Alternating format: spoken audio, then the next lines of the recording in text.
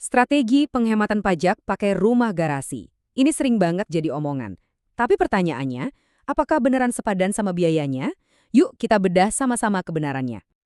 Oke, kita langsung aja ya bahas konsep intinya. Jadi, apa sih sebenarnya penghematan pajak rumah garasi itu? Gampangnya gini, Anda punya rumah, terus garasinya itu kita anggap sebagai aset bisnis. Jadi bukan cuma tempat parkir mobil, tapi kayak kantor mini atau gudang kerja. Kedengarannya simpel banget kan? Tapi, nah justru detail-detail kecilnya ini yang super penting.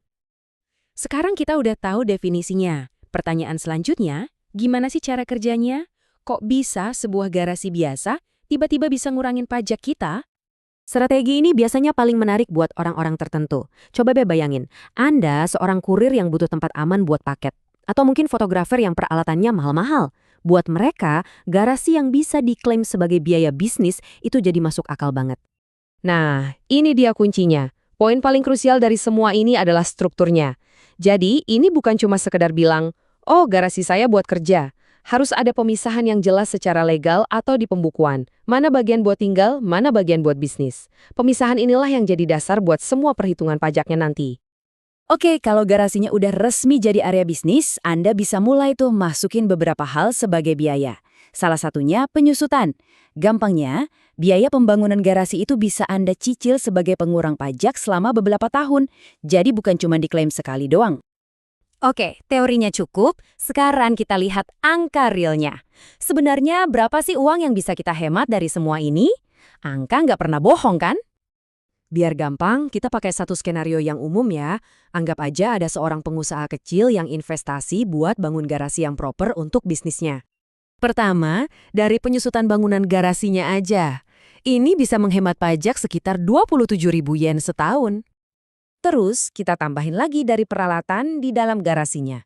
Misalnya rak, lampu khusus, sistem keamanan. Ini nambah lagi penghematan sekitar 36.000 yen. Jangan lupa juga sama biaya listrik. Listrik yang dipakai di garasi, kalau dihitung porsi bisnisnya, bisa hemat sekitar 21.000 yen lagi.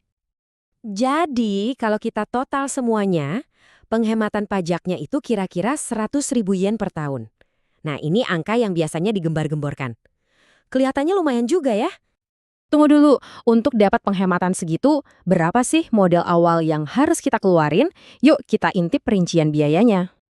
Coba lihat angkanya baik-baik, total proyeknya bisa mencapai 38 juta yen. Ini jelas bukan investasi yang main-main. Nah, coba lihat rinciannya di sini. Biaya untuk bangun garasinya aja itu nambah beberapa juta yen, di luar biaya bangun rumah biasa. Ini adalah biaya ekstra yang kita keluarkan khusus buat ngejar manfaat pajak tadi.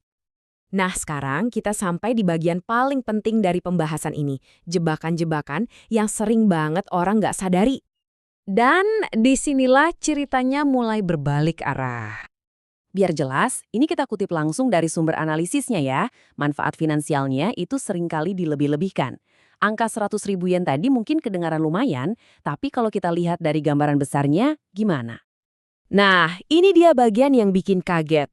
Coba kita bandingin ya, biaya bangun garasi yang jutaan yen itu sama penghematan pajak tahunannya. Hasilnya apa? Ternyata butuh waktu lebih dari 20 tahun cuma buat balik modal. Iya, Anda nggak salah dengar. 2 dekade lebih cuma buat nutupin biaya awal pembangunan garasinya. Lama banget kan? Dan ternyata masih ada lagi jebakan lainnya. Tapi coba perhatikan 2 poin terakhir ini karena ini yang paling krusial.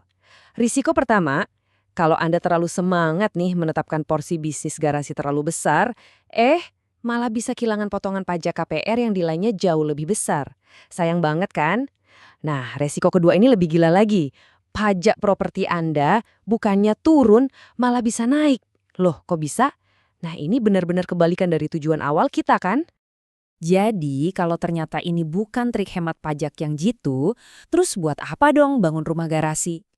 Nah, ini pertanyaan kuncinya. Kalau gitu siapa sih orang yang benar-benar cocok dan butuh dengan konsep rumah garasi ini? Manfaat sejatinya itu ternyata bukan soal angka di laporan pajak. Ini lebih ke soal gaya hidup, soal kenyamanan, soal menggabungkan tempat tinggal dan tempat kerja dengan mulus. Ini adalah investasi buat kualitas hidup dan kelancaran bisnis Anda sehari-hari. Dan inilah inti dari semuanya.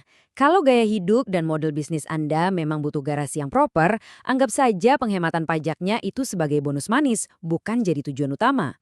Jadi pertanyaan yang harus Anda tanyakan ke diri sendiri bukan lagi berapa yang bisa saya hemat, tapi apakah gaya hidup dan kerja seperti ini yang benar-benar saya butuhkan?